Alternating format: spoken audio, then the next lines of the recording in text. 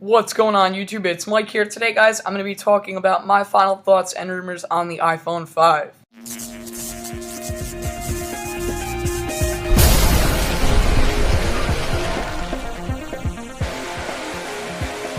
Now, before I start this video, I again want to excuse my location. I'm traveling, so I'm not home, but I am here today with a video, of course. Gotta always be providing you guys with new content.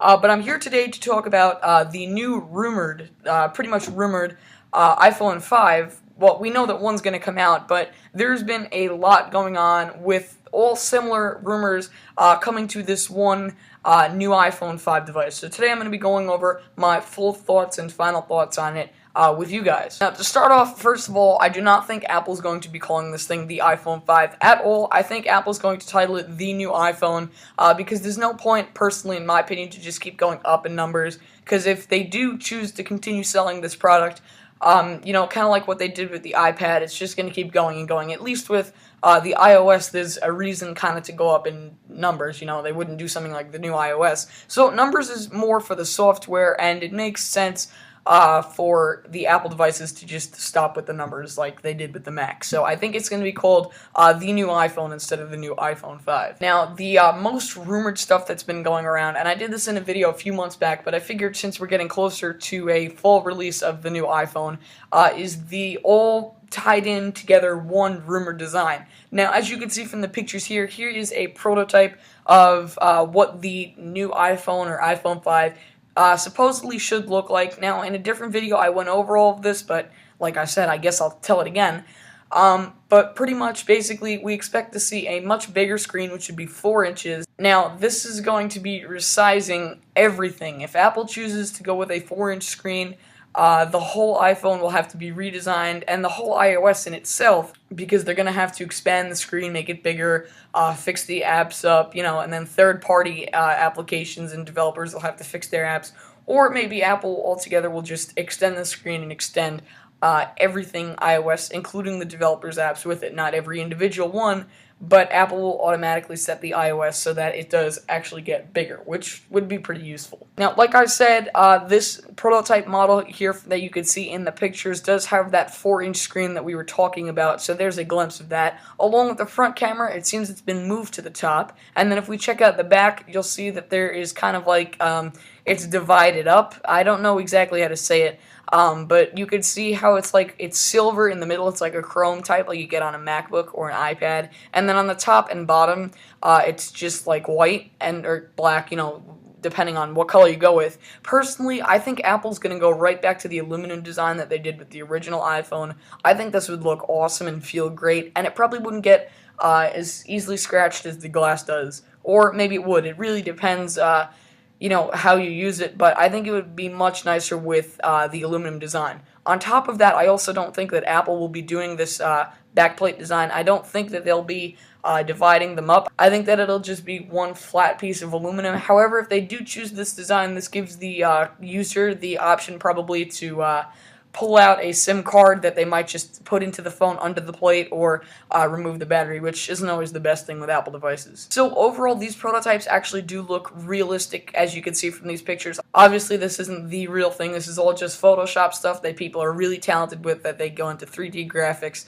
So don't think that anything has been leaked yet. This has not officially been announced from Apple, but they do look like pretty good mock-ups from all of the rumors we've seen.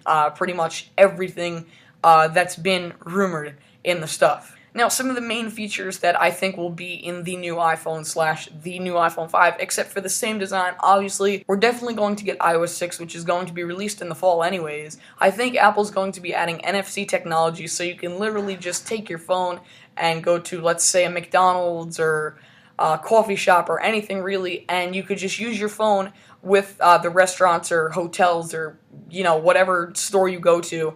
You could just use your phone, and if you have like a gift card, or what they're doing with pretty much the Passbook app, which gives a hint to NFC technology, by the way, is you could pretty much just use those, and then the cash register will be able to recognize your codes on your phone. Let's say I have a Burger King gift card of $10. Well, if I buy a whole value meal, then they could just scan it and take it right off my phone, and then it'll take it off of the credit card, and I don't even have to bring the credit card with me as long as I have the information stored on my phone. So with the Passbook app coming out in the fall, and now available for developers if you find a way or use my video to get the Passbook features, this leads up to Apple will possibly be putting NFC in. As far as other features go, I don't really expect much, except I do expect that Apple will be adding their A6 processor chip, which should be introduced this year, or the A5X chip, which is now in the new iPad, and that's pretty much it. But they could just come out with the A6 chip, although I highly believe that it will consist an A5X chip, along with the same dual-core processors built inside to probably 1 gig of RAM. I don't think Apple wants to stick with 512 megabytes any longer. It's not necessarily slow for a phone, but there are other phones out there that are better now than the iPhone only because of their speeds and power and such. I also think Apple will be loading 4G LTE into this iPhone. Now, I think this greatly because, well, the new iPad has 4G. Why wouldn't the iPhone? Of course, you know, the new iPad came out after the fact that the 4S was announced, so that's probably why we don't have it yet. But AT&T does unofficially offer 4G on the iPhone 4S. It's not considered 4G, but it technically is because it meets up with the minimum requirements. But I think Apple will officially add, for all carriers, real, fast, and speedy 4G LTE. As far as cameras go, I don't think they'll go any higher. I think 1080p and an 8-megapixel camera on the rear camera of the iPhone 4S is great. I don't see if Apple needs to bump that up. If they can, maybe they will go for 10 megapixels. I highly doubt it, though. 8 megapixels is really great, especially inside a phone camera. Now, let's go ahead and talk about the release date, which is the most important part that you guys are probably on the edge of your seat for. Now, obviously, Apple hasn't announced anything about this at all yet.